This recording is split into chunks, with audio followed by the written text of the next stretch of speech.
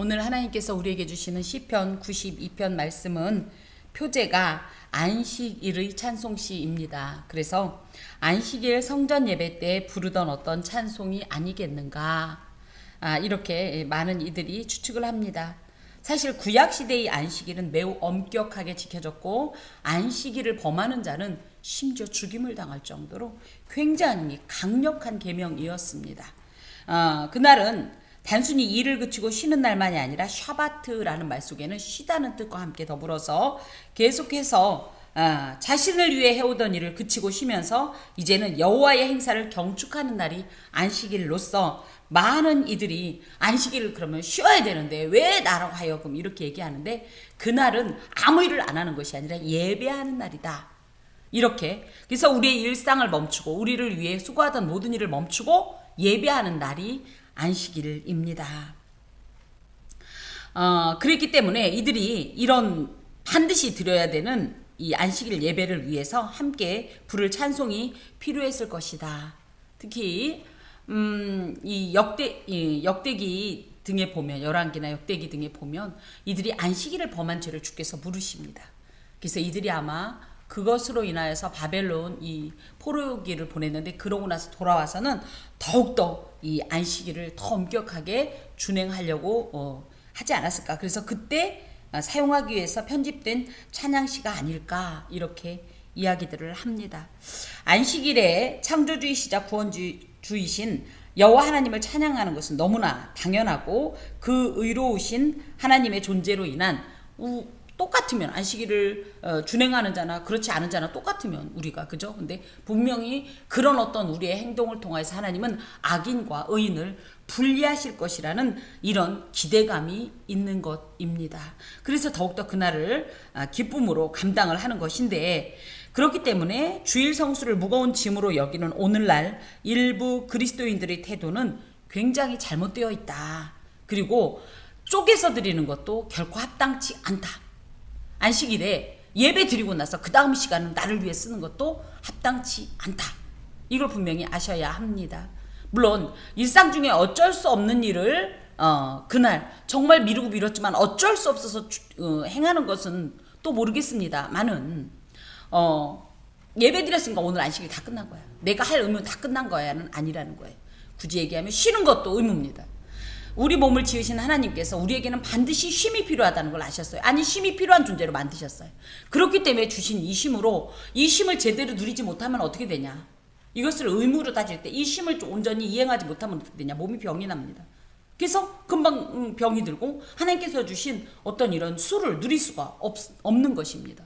그런 목적으로 하나님께서 주신 안식일을 우리가 오히려 너무 마치 우리가 어떻게 해도 되는 것처럼 생각하는 것은 굉장히 잘못된 일이다.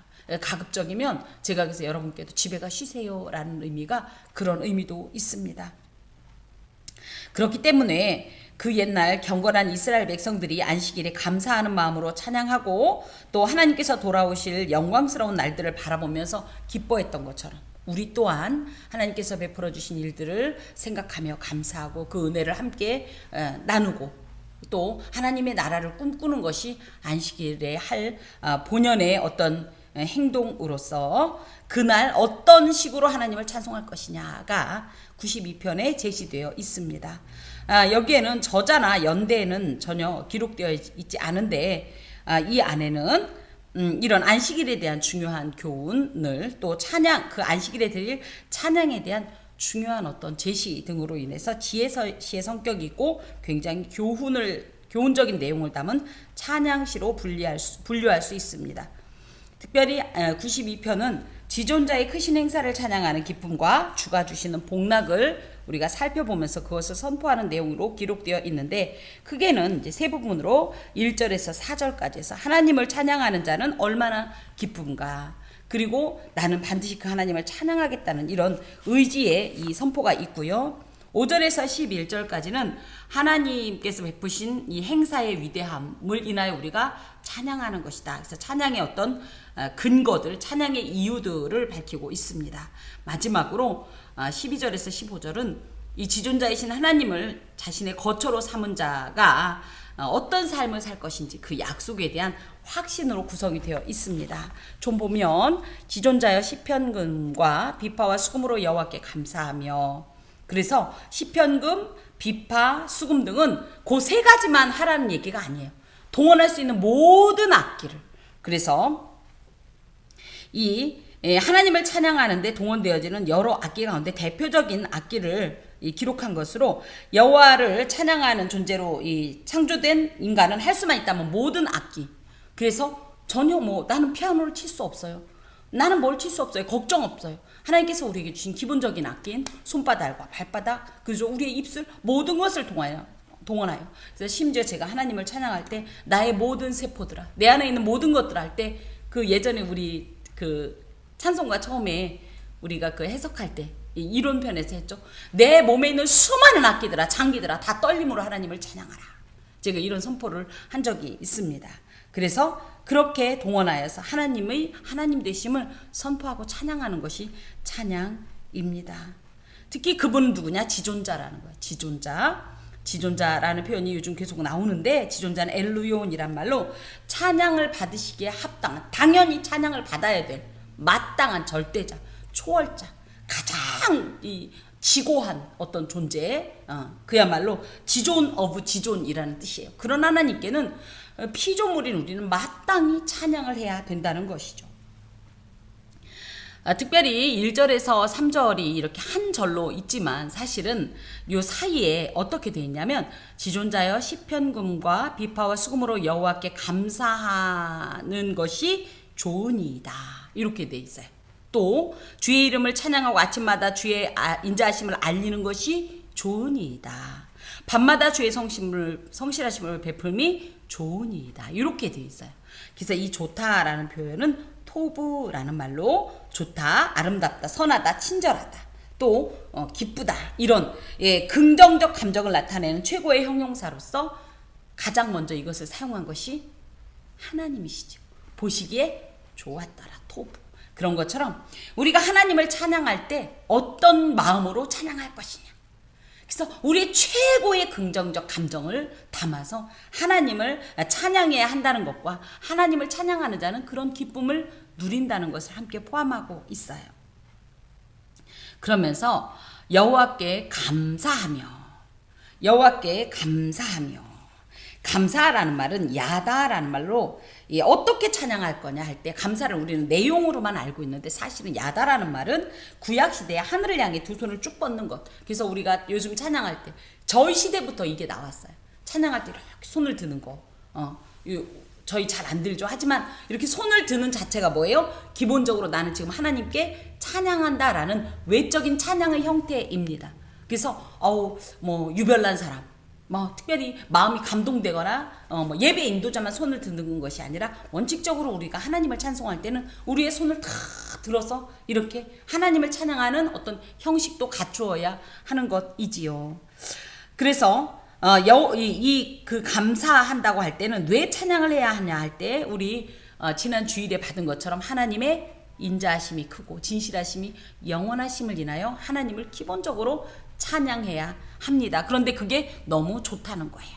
그렇게 하는 것이 너무 좋다는 거예요. 또 주의 이름을 찬양한다라는 표현은, 특별히 이름은요, 하나님께서 어떤 존재인가를 의미합니다. 그래서 쉔이란 말은 그 존재의 본질이나 사역, 능력, 직임, 그래서 하나님께서 하신 모든 일들을 의미해요.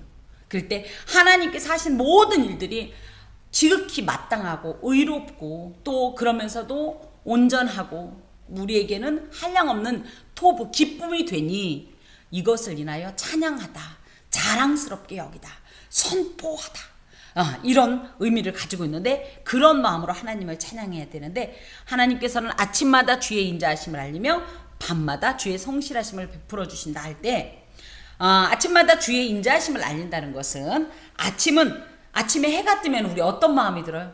오늘 하루를 어떻게 살까? 이래요? 오늘 뭐도 해야 되고 막 이런 것처럼 하루의 일과에 대한 기대감이 있는데, 하나님께서 이런 하루의 일과에 대한 기대감을 가지고 찬양하는 우리의 찬양을 원하신다는 거예요.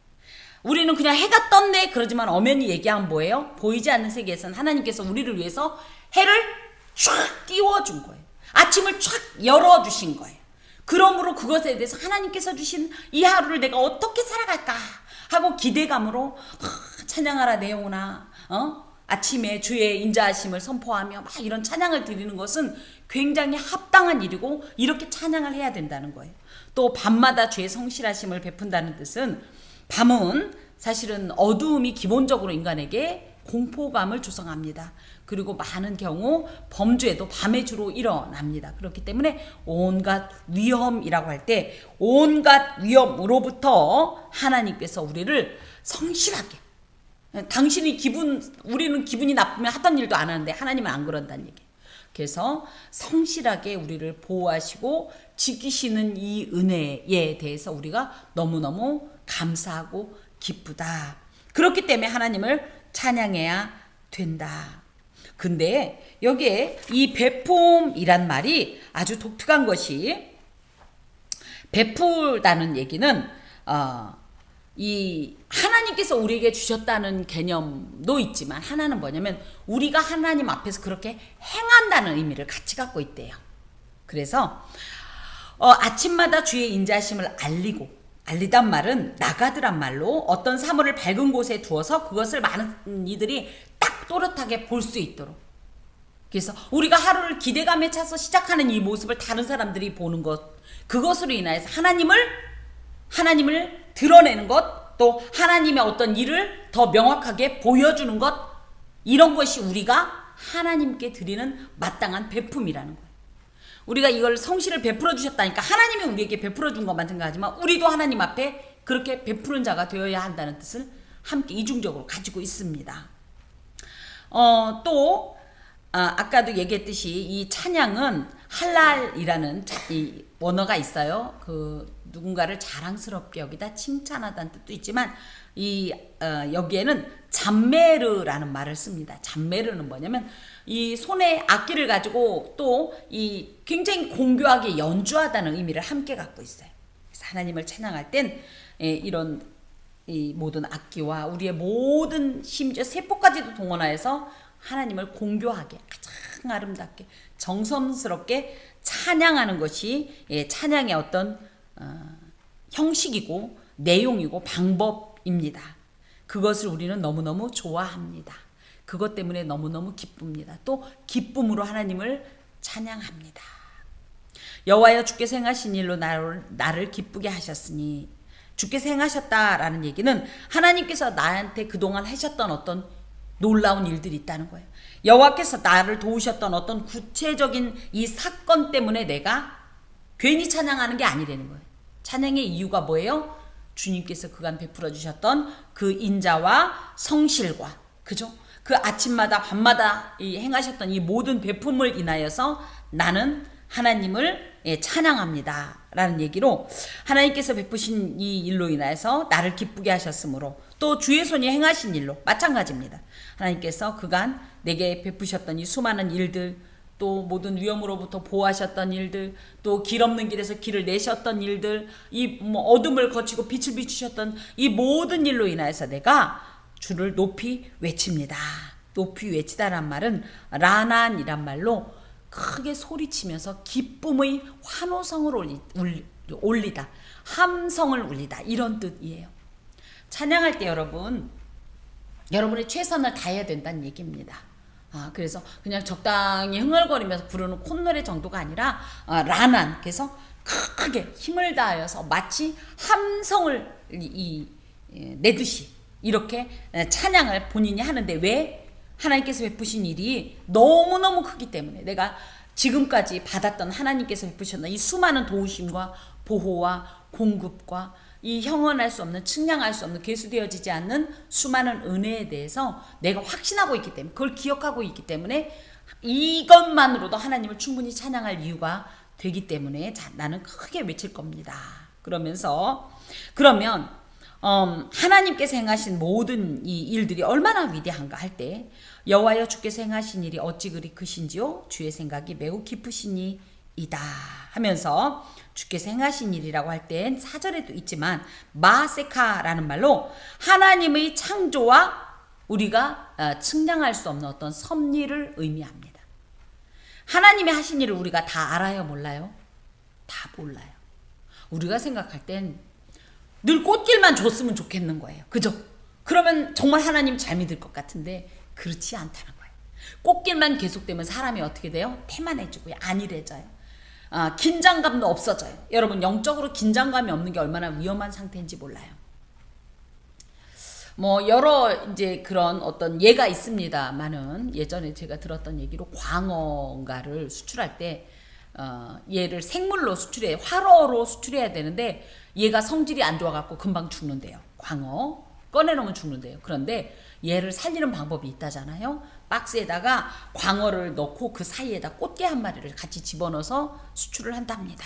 그러면 이 광어가 이 살아있는 상태에서 이제 죽으려고 하는데 보니까 옆에 자기 친구가 꽃게한테 뜯어먹기는 장면을 보니까 자기도 그거 뜯어먹길까봐 긴장해서 죽지 않고 산대요. 그런 의미에서 우리에게 영적인 안일과 태만이 얼마나 위험한지, 오히려 기도하지 않으면 숨을 못 쉴 것 같고, 기도하지 않으면 하루가 안 넘어가고, 기도하지 않으면 무서워서 살 수가 없는 이런 영적 긴장이 도리어 이 오히려 환난과 폭풍으로 인해서 하나님께 더 가까이 붙어 있을 수 있고 하나님을 더 기억할 수 있다라는 사실이죠.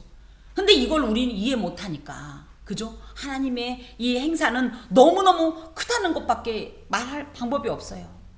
하지만 하나님께서 이렇게 베푸시는 이 섭리들, 또 이 경륜들은요, 우리 입장이 아닌 하나님의 입장에서 보면 맞습니다. 언제나 맞습니다. 지금 내 입장에서는 아니어도. 이 크다라는 얘기는 까도올이라는 걸로 정상적인 수치보단 훨씬 크고 높고 위대한 것으로 이 환산이 안 되고 계수가 안 되는 그 정도의 범위라고 할 수 있습니다. 하나님이 하시는 일은요, 인간의 머리로서는 도저히 측량이 안 되는 거예요. 하나님께서 왜 저걸 지으셨나? 왜 저 사람을 존재케 하나? 왜 이 일을 주셨나 할 때 우리는 당연히 모르니까 왜가 있지만 하나님께는 답이 있고 하나님께는 다 계획이 있고 목적이 있는 것입니다. 그런데 우리가 다 이해 못하니까 이걸 뭐라 그래요? 여호와의 섭니다. 오늘의 비통도 근심도 한숨도 여호와의 섭리인 것입니다. 왜? 오히려 이런 오늘의 이 근심과 오늘의 이 애통이 내일은 이전에 누리지 못했던 더 크고 더 놀라운 이 감동과 기쁨과 만족을 줄 것이기 때문입니다. 잠언서에도 나와 있지만 늘 평안하고 늘 기름진 것을 먹는 사람은 감사가 없어요. 그런데 도리어 그런 일을 맞지 못하다가 맞게 되는 이 경우를 생각할 때 진정 감사한 것이지요. 이게 하나님께서 일하시는 방법이기도 합니다. 주의 생각이라고 할 땐 하수아부라고 하는데 유사한 말이에요. 하나님의 창조와 섭리에 포함된 하나님의 오묘하신 계획과 목적, 뜻, 또 어떤 고안, 이 설계도라고 할 때 이것이 너무너무 깊어서 우리는 헤아릴 수 없습니다. 유한한 인간의 이성으로는 완전히 이해가 불가합니다. 아까 이제 그 주께서 행하신 일이라고 할 때 이 주께서 행하신 일이 단순한 섭리라는 개념도 있지만요, 우리가 기존에 살던 우리의 방식 내지는 우리의 모습이 하나님 앞에 합하지 않을 때 하나님은 뭘 하시냐? 재창조 사역을 하십니다. 보라, 새 것이 되었도다. 그리스도 안에 새로운 피조물이 되었도다 할 때 이 새로운 피조물이 뭐예요? 재창조입니다. 하나님께서 재창조 사역을 할 때 분명히 우리는 기존의 것에 익숙해 있기 때문에 새로운 것을 받아들이기가 어렵다는 거예요. 그래서 그것 때문에 아프기도 하고 고통도 스럽다는 거예요. 하지만 재창조가 이루어져야 우리가 하나님 앞에서 온전해질 수 있기 때문에 이 재창조 사역을 하는데, 그것을 우리는 이해할 수 없지만, 그 모든 계획과 뜻을 이해할 수 없지만 나중에 우리가 볼 땐 그거 안 하셨으면 어쩔 뻔했나 할 정도의 놀라운 계획을 당신은 갖고 계시다는 사실을 기억하시고, 하나님께서 행하시는 모든 일에 대해서 이해할 수 없지만 아멘할 수 있는 믿음이 필요합니다. 하나님께서 하시는 이 모든 계획과 뜻이 우리하고 맞지 않아도 아멘이 되어야 합니다.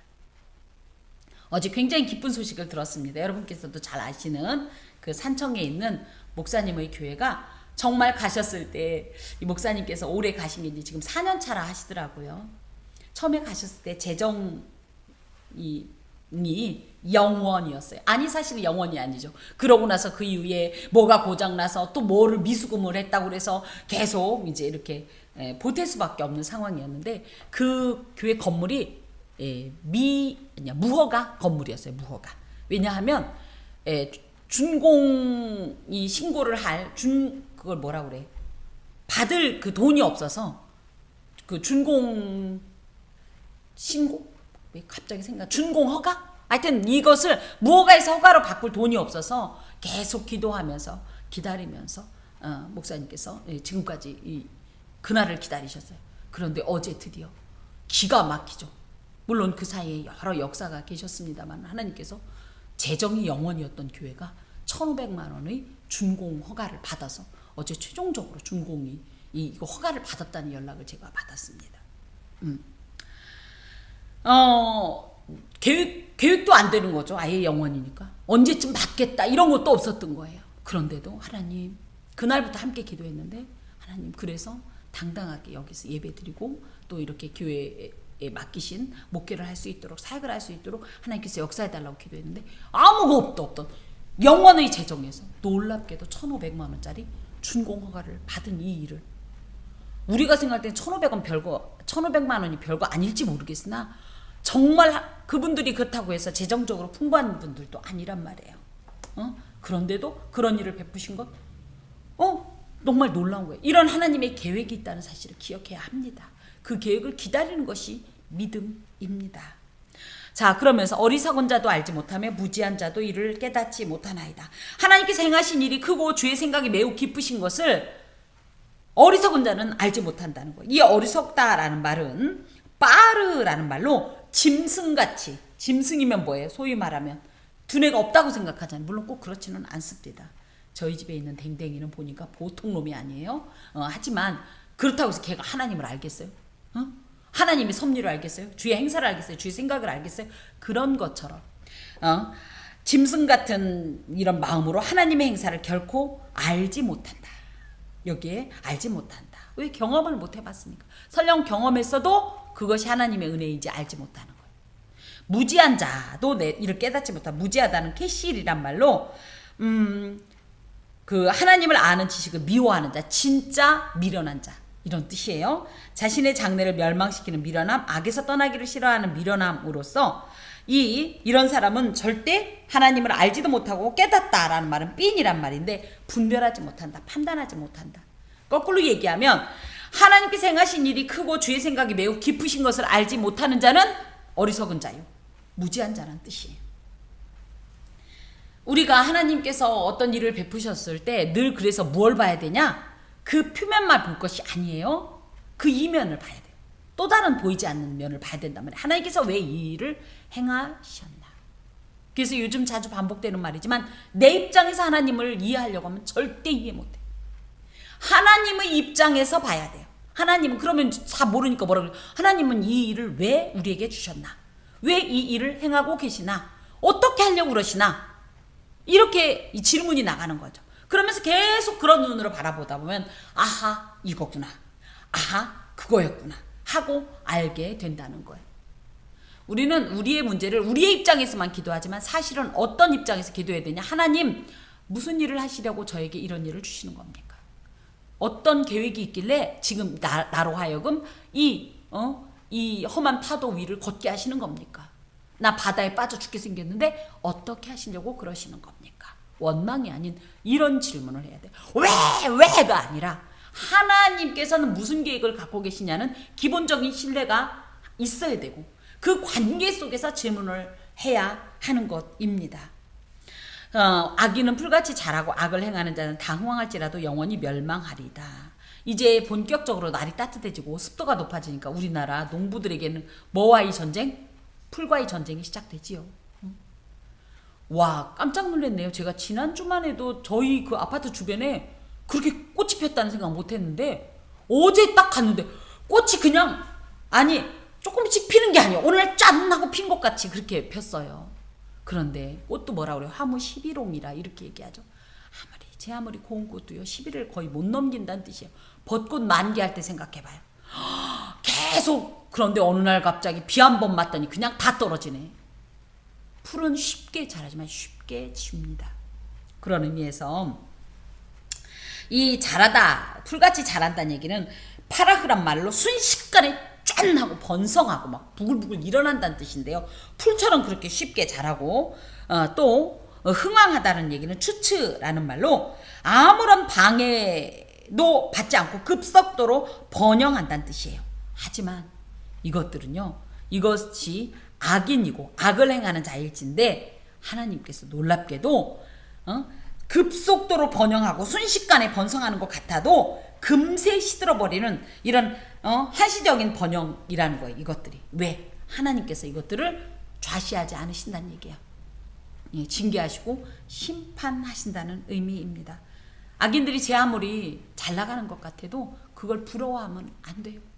왜냐하면 그들은 하나님의 진노의 보응을 받기로 예정되어 있기 때문입니다. 지난 주간에 한 분이 질문하십니다. 교회가 어떤 교회가 있는데 그 교회가 분명히 인간적으로 볼 때도 잘못되어 있는데 왜 하나님께서는 그 교회를 계속 부흥시키십니까? 왜 번성하게 합니까? 흥왕하게 합니까? 저는 얘기해요. 하나님의 교회니까 하나님께서 함부로 손을 대지 않은 것도 맞습니다만 하나 더는 뭐예요? 그렇다고 그냥 두는 건 아니에요. 하나님 보고 계십니다. 기다려주시겠지만 반드시 그 악에서 떠나지 않을 때는 반드시 보응합니다. 그렇기 때문에 그런 걸 부러워하면 안 되는 거예요. 악행을 통해서 부유한 자를 부러워하지 마세요. 왜요?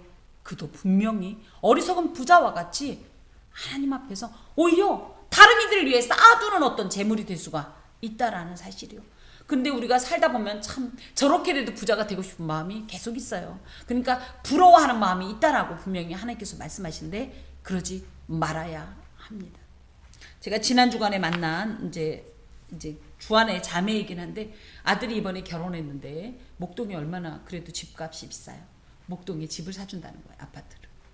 그것도 평수가 제법 크던데 집에 오니까 얼마나 제가 마음이 어렵겠어요. 저는 저희 아이들에게 집은커녕 집 얻어주는 것도 어려워서 그렇게 했는데 그래서 너무 마음이 우울했어요. 그러니까 제가 부자가 아니어서 슬펐다기보다는 자식들이 그러면 얼마나 편했을까, 얼마나 뭐 이런 여러 가지 생각을 하는데 제 아이한테 그 얘기를 했더니 그렇게 얘기합니다. 엄마, 부러워할 거 없어.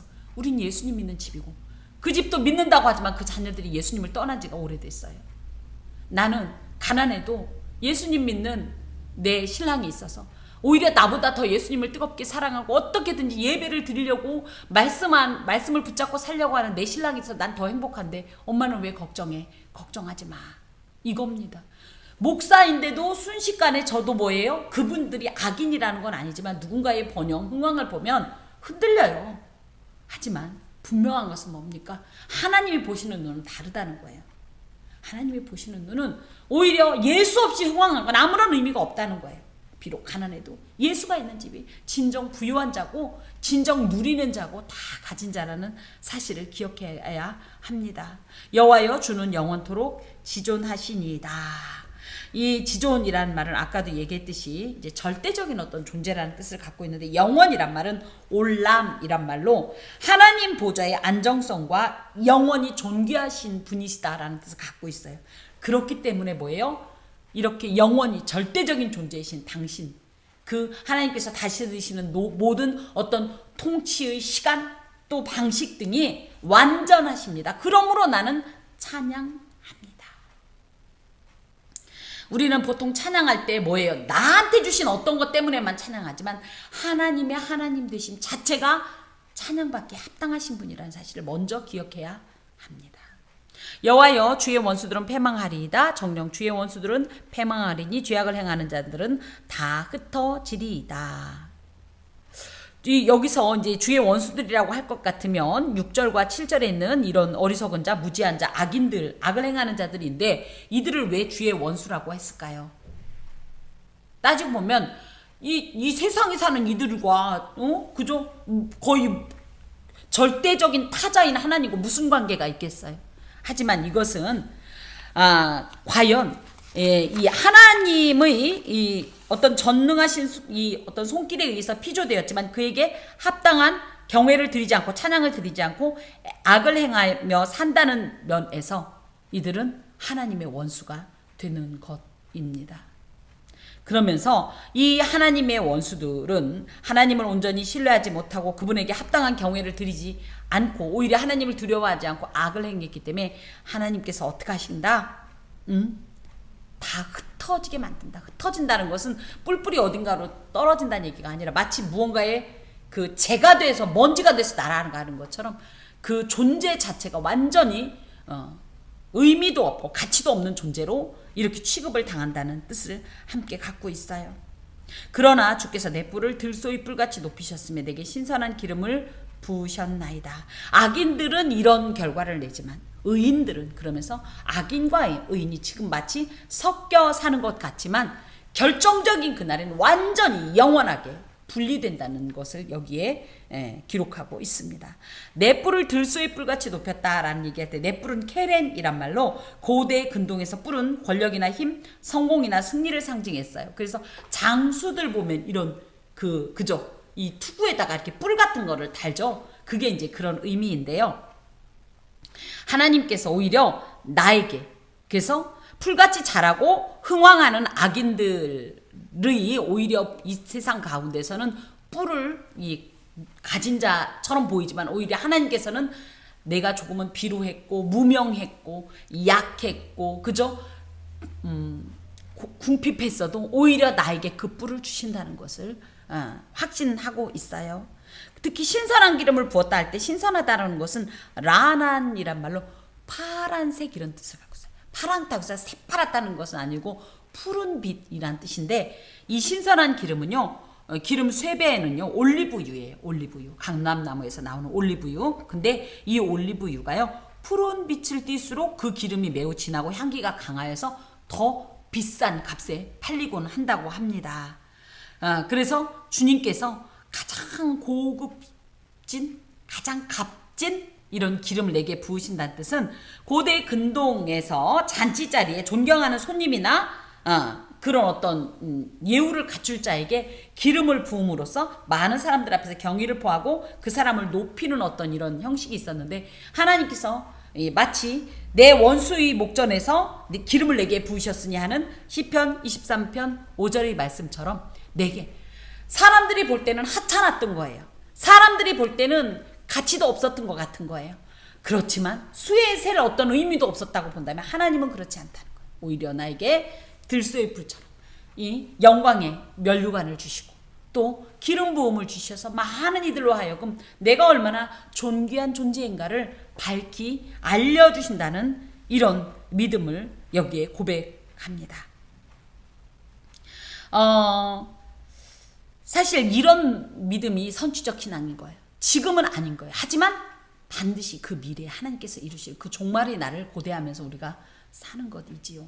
우리도 이 땅에서 부자가 될 마음만 먹는다면 무슨 수를 써서라도 어찌됐든 돈을 모으겠죠. 하지만 그것이 이 비신앙적이야. 불신앙적이야. 하나님하고 대치되는 측면에서 설 수 없기 때문에 우리가 불법이나 부정이나 불의를 멀리하다 보니까 더욱더 어떻게 보면 그럴 기회를 우리가 이 세상 가운데서는 저버리는 것이 사실입니다.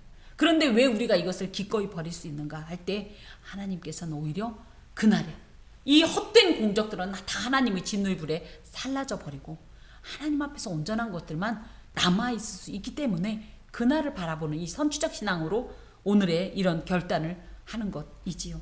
내 원수들이 보응받는 것을 내 눈으로 보며 일어나 나를 치는 행악자들이 보응받는 것을 내 귀로 들었도다.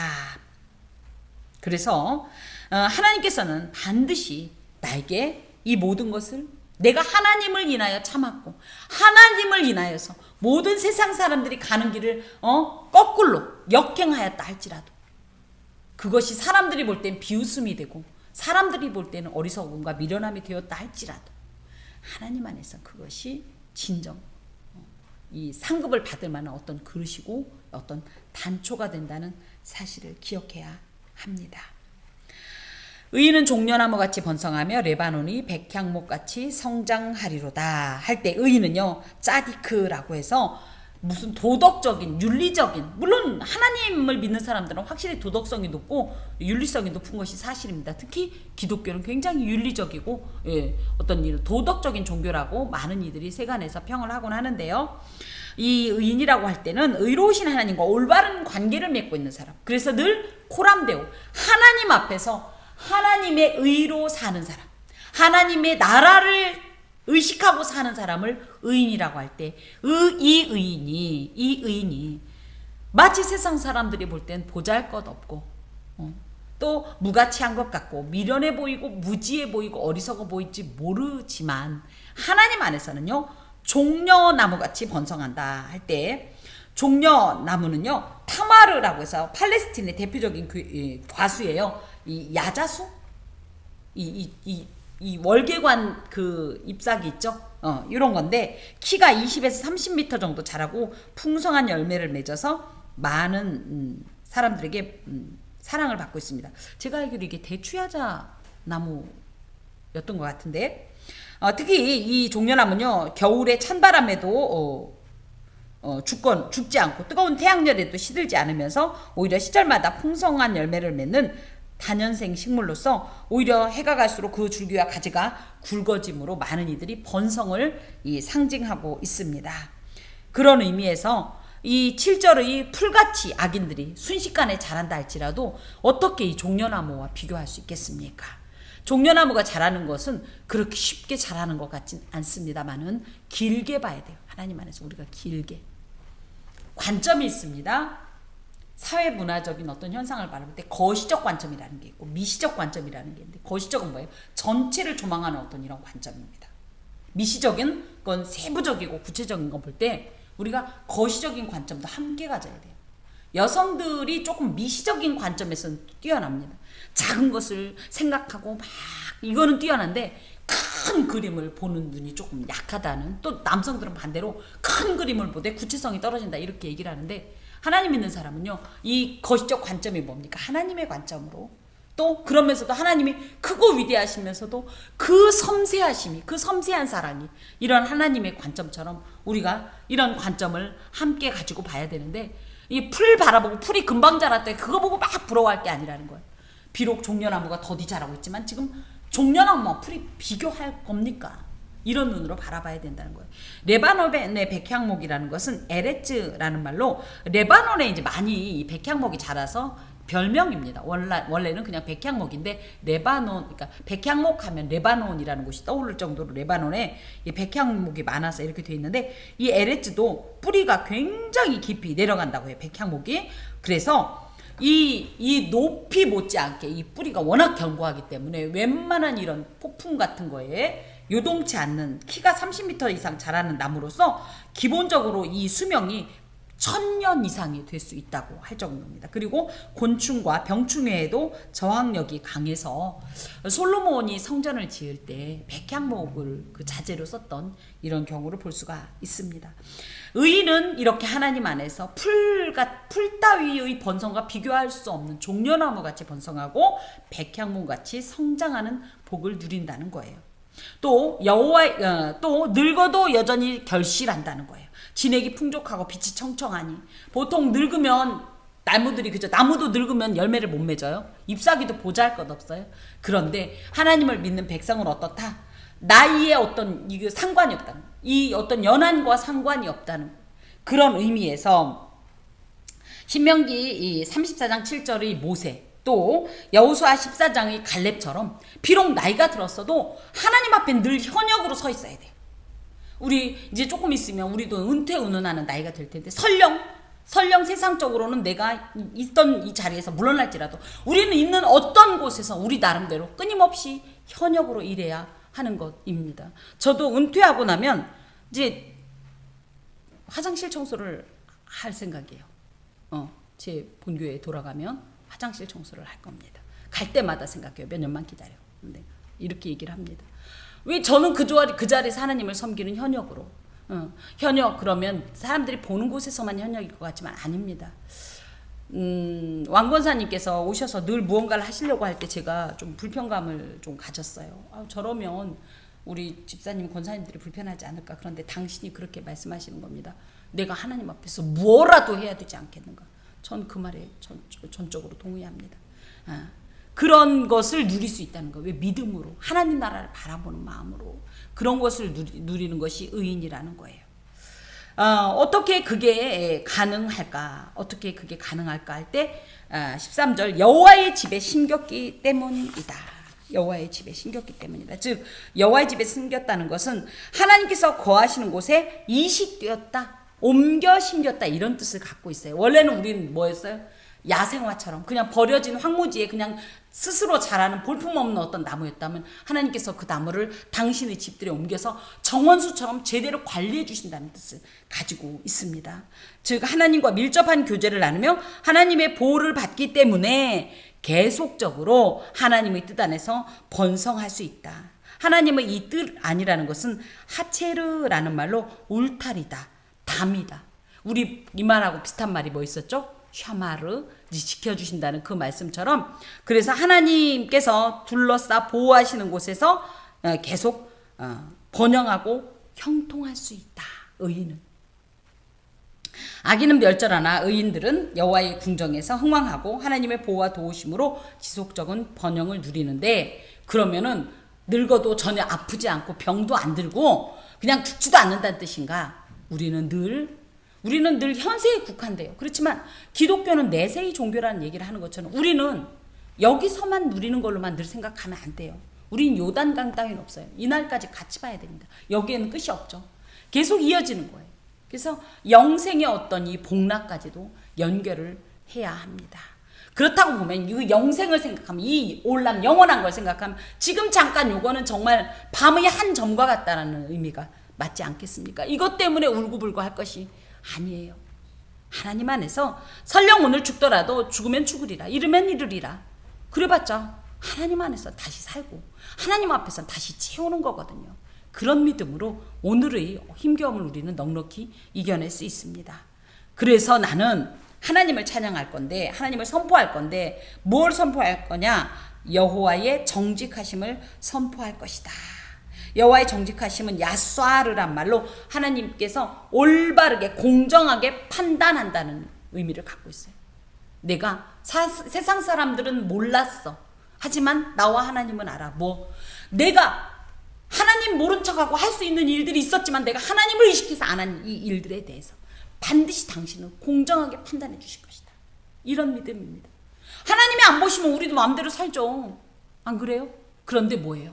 우리는 계속 하나님이 의식이 되는 거예요. 이것을 하나님은 어떻게 보실까? 이 문제를 하나님은 내가 어떻게 하기를 원하실까? 이걸 늘 고민하면서 생각하고 하다 보면 참으로 인간적으로 손해도 많이 봅니다. 그렇죠? 오해도 받고. 하지만 그걸 누가 아시냐? 하나님이 아신다.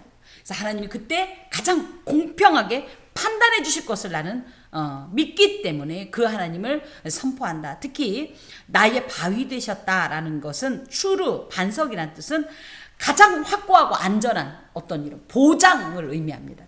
내가 어떤 일을 만나도 나의 바위 되신 하나님 안에 있다면 나는 죽었으나 산 자요, 잃었으나 누리는 자다라는 이런 확신을 나는 가지고 있다.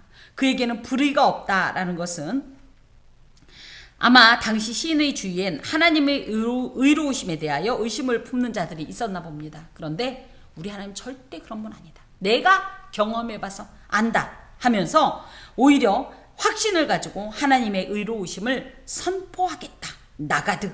그래서 눈앞에 놓여있듯이 명백하게 많은 이들에게 뚜렷하게 보여주겠다. 무엇을 통하여? 나의 찬양을 통하여. 이런 이 신앙 고백이 이제 92편입니다. 특별히 말씀을 정리하면, 특별히 예배하는 자에게는요, 예배로 나오는 행복과 흥분과 감격이 있어야 돼요. 토부가 있어야 돼요.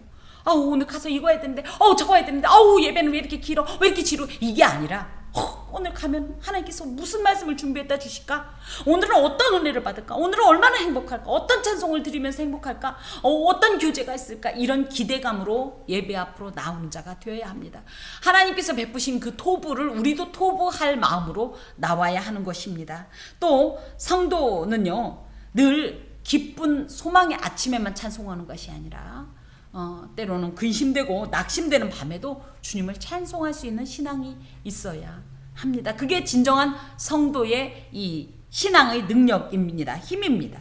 또 성도의 삶은 하나님께서 기획하신 놀라운 어떤 이벤트의 연속입니다.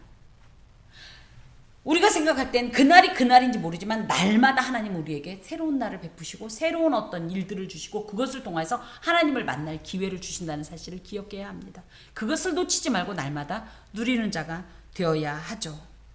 특별히 하나님의 섭리를 알지 못하고 현실에 나타나는 현상만으로 하나님의 행사를 함부로 판단하지 마십시오.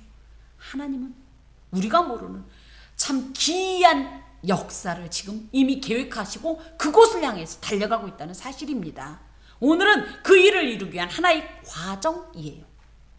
과정만 가지고 함부로 결과를 이야기하면 안 되는 겁니다. 우리는 아직 결과를 알지 못합니다. 하지만 이런 확신이 있어야 돼요. 이것도 뭐다? 과정이다. 하나님의 어떤 일을 이루기 위해서 반드시 필요한 어떤 이 징검다리다. 이런 믿음으로 오늘 하루를 견디고 또한 감당해야 합니다. 많은 이들이 기독교인들을 굉장히 무지하고 야만적이고 비과학적인 자들이라고 우습게 여기고 무시하는데요. 예, 6절에도 나와 있지만 어리석고 무지한 자들은 절대 하나님의 일을 알지 못하고 깨닫지 못합니다. 그러므로 그런 말을 하는 그들이 진정한 오히려 야만이요 무지한 자고 어리석고 미련한 자들이라는 확신 가운데 그런 말을 했을 때 여러분께서 절대 기죽거나 또 흔들리지 마십시오. 무엇보다도 하나님을 신뢰하는 자가 성도입니다. 그래서 무슨 일이 있든 간에 하나님을 신뢰하고 그분을 찬송하십시오. 그리고 그분이 나의 하나님 되심을 선포하십시오. 그때에 놀랍게 하나님께서 당신의 하나님 되심을 나에게뿐 아니라 만민에게 당신을 증거하실 것입니다. 기도합니다. 주님을 찬양하는 일에 우리 자신을 아끼거나